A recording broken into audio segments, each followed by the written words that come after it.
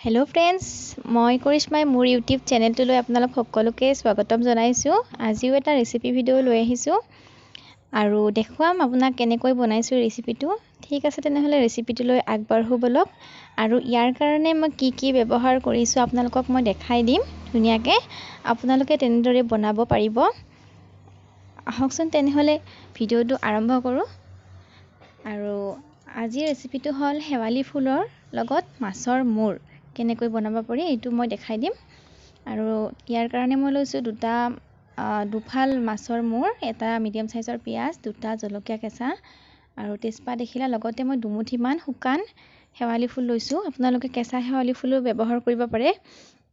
আৰু কেৰাহী এটা গৰম কৰি ইয়াত মই 2 চামুচ মানৰ সমান মিঠাতেল দিছো আৰু জলকীয়াটো আপোনালোকে সোৱাদ অনুসৰি ব্যৱহাৰ কৰিব পাৰে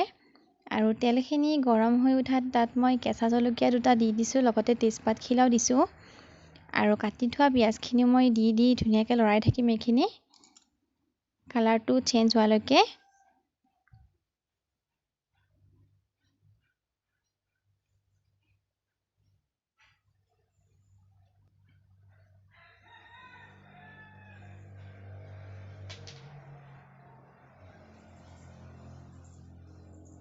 পিয়াজখিনি মই ধুনিয়াকৈ দুবাৰমান 2 মিনিটমান সময় ভাজি লম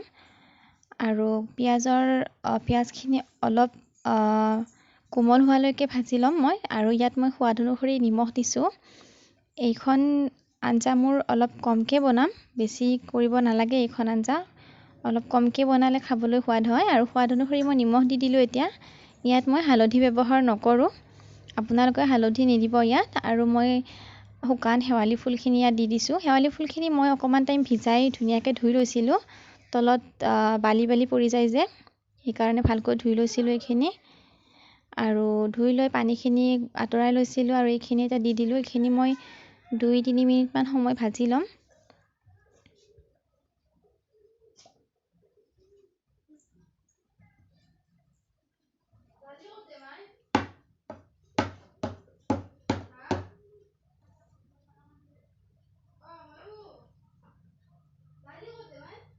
এইখিনি এটা ধুনিয়াকৈ ভাজ খাই গল এতিয়া মই ইয়াত মাছৰ মূৰ দুটা পেলাই দিছো এইখিনিও মই অকমান সময় লৰাই লম ভালদৰে মাছৰ মূৰটো মোৰ আগতে ভজা আছে এই কাৰণে বেছি ভাজিব নালাগে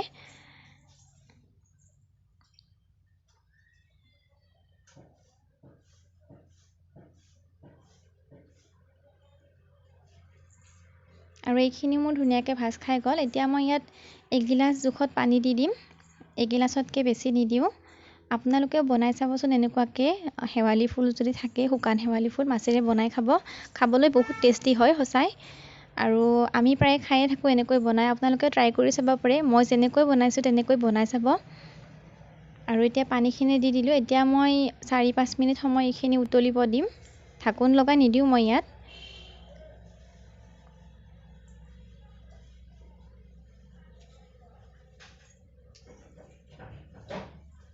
এয়া মোৰ জুলখন উতলি আছে ৰেডি হোৱা নাই এতিয়ালৈ